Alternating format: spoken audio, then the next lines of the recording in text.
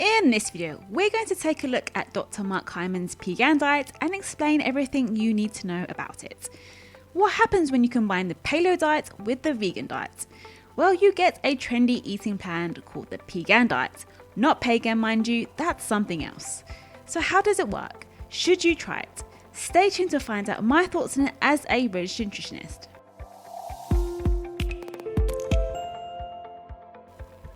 Who came up with the Pegan diet? Well, this was Dr. Mark Hyman, a celebrity functional medicine doctor, MD, who first coined the term on his blog in 2014. So who is Dr. Mark Hyman? Dr. Mark Hyman is a best-selling author of books such as The Blood Sugar Solution, a 10-day detox diet, and now the Pegan diet, 21 practical principles for reclaiming your health in a nutritionally confusing world. He is also the director of the Cleveland Clinical Center for Functional Medicine and medical editor for The Huffington Post. Dr. Hyman has been providing dietary advice to a large audience for a number of years. He's a go-to media personality for medical expertise, appearing on a number of TV shows from The Dr. Oz Show to Good Morning America, and contributing to many popular magazines. Sounds impressive, right? Well, I'm not too impressed. I have some questions about Hyman's credibility. Why? Well, he tends to spout a lot of pseudoscience, statements and beliefs or practices that claim to be both scientific and factual, but are not actually based on scientific methods. Mark Hyman's pseudoscience includes popular detox diets, which also means buying his questionable and expensive detox supplements and giving health advice that is not backed by the body of scientific evidence. An example of this misinformation and fear-mongering is from Mark Hyman's Twitter account, a comment about wheat and sugar which does not make biochemical or nutritional sense. He also argues that gluten makes us sick and fat, which is just unproven. He also says that even if you eliminate wheat from your diet, choosing non-wheat gluten-free grains can cause autoimmune issues, which is not true for most of us, and that they raise blood sugar. Well, of course they raise blood sugar, so do many healthy foods. It's a normal response to carbohydrates, but the important thing he leaves out is how high and how fast these grains cause blood sugar to go. This is just a great example of fear-mongering and so incredibly confusing for people who only hear anything that raises blood sugar is bad. Which is not the case. He only embraces legitimate science if it suits his bottom line. Otherwise, he's promoting junk science and magical thinking. With this in mind, should you follow the Pegan diet? Let's find out. So how does it actually work? The diet is a cross between paleo and veganism. The idea is to up the vegetable and fruit, but largely avoid grains, legumes, and dairy because of their suggested impact on blood sugar levels. In short, paleo eaters try to consume only foods available in the Paleolithic era 2.6 million years ago. That includes vegetables, fruits, nuts, fish, and meat. It usually excludes dairy, grains, sugar, legumes, oils, salt, alcohol, and coffee. Veganism refrains from eating any animal products and byproducts, including meat, fish, eggs, cheese, yogurt, and honey, and eating plant-based foods instead. According to its creator, Dr. Mark Hyman, the Pegan diet promotes optimal health by reducing inflammation and balancing blood sugar. The Pegan diet has its own set of guidelines and seems less restrictive than either a paleo or vegan diet by itself. There's a major emphasis based on vegetables and fruits, but intake of small to moderate amounts of meat, certain fish, nuts, seeds, and some legumes is allowed. Heavily processed sugars, oils, and grains are discouraged, but still acceptable in very small amounts. Let's have a look at what foods you can eat on the Pegan diet. With the Pegan diet, it's all about plants. Dr. Hyman suggests making vegetables and fruits about 75% of your diet and your plate. You can still eat meat, but think of it as a topping or side dish instead of a main course. Here's a list of all the foods you can eat. You can have vegetables, specifically low glycemic, non-starchy vegetables. You can have fruits, the more variety the better. Nuts, which means eating lots of almonds, pistachios, walnuts, and other nuts besides peanuts. You can have seeds such as flax, chia, pumpkin, and other seeds. You can also have fish, but choose low mercury options like sardines, herring, and anchovies. You can have meat, but it must be grass-fed beef, pork, and poultry. You can also have eggs, some oils such as olive oil and avocado oil. So what foods do you need to avoid? Well, you can't have dairy.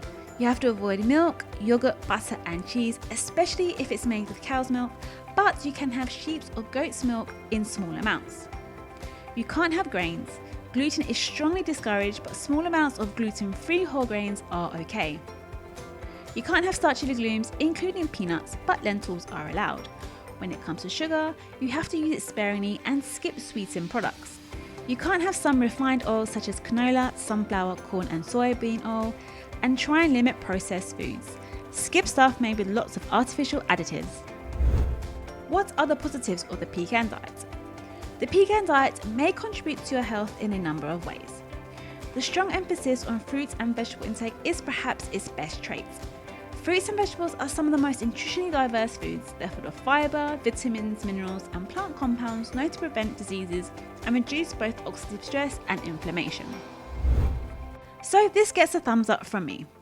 The Pegan diet also emphasises healthy, unsaturated fats from fish, nuts, seeds and other plants that may have positive impact on heart health, which is also a good thing. Also, diets that rely on whole foods and contain few ultra-processed foods are associated with an improvement in overall diet quality. So far so good with this diet. But what are the negatives? Despite its positive attributes, the Pegan diet also has some downsides that are worth considering. Firstly, it promotes unnecessary restrictions.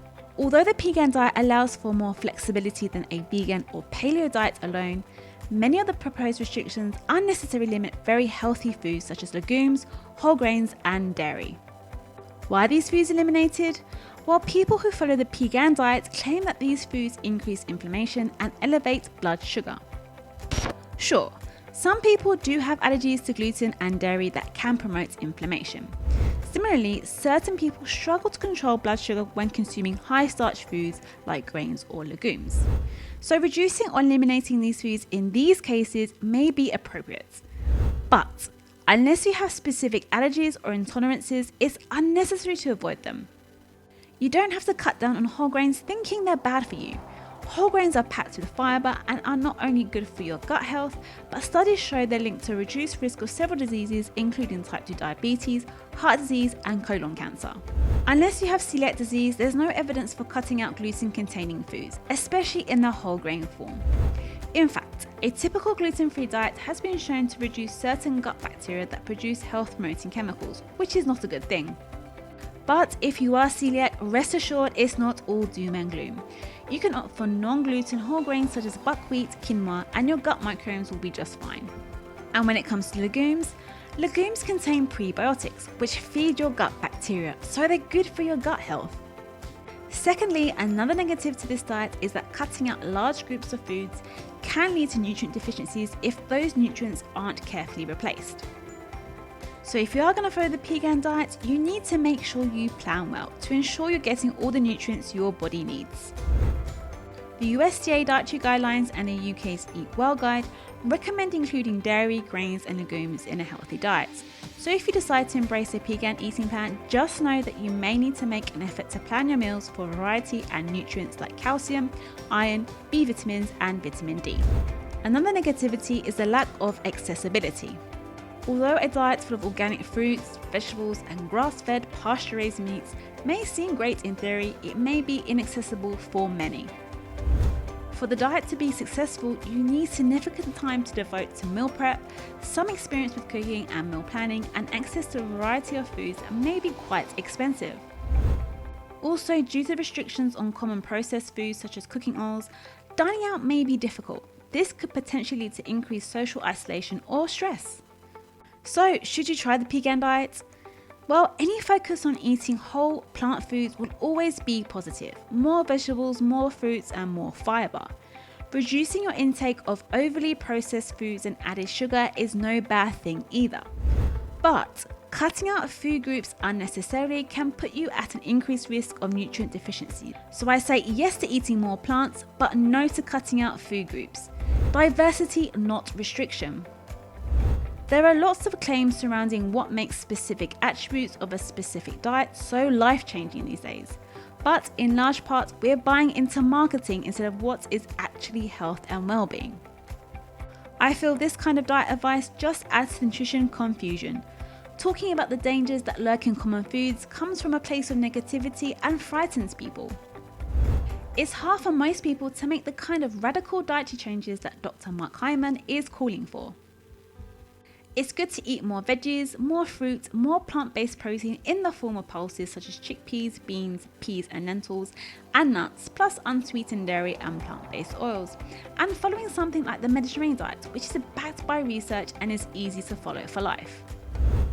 If you haven't watched our video, The Mediterranean Diet, Everything You Need to Know, I'll leave a link in the description below. No food should be off limits. There are no good or bad foods. Eating a restricted diet, no matter what the plan, is difficult to sustain. At the end of the day, there is no one-size-fits-all solution when it comes to nutrition. The best diet for you is the one you can stick to in the long run. Overall, All Things Nutrition gives the Pegan diet 3 out of 5. Have you tried the Pegan diet? Leave a comment below. If you enjoyed this video and found it helpful, hit that like button, and if you haven't already, subscribe to my channel to watch more videos just like this. Remember, enjoy food and stay happy and healthy. Catch you on the next one.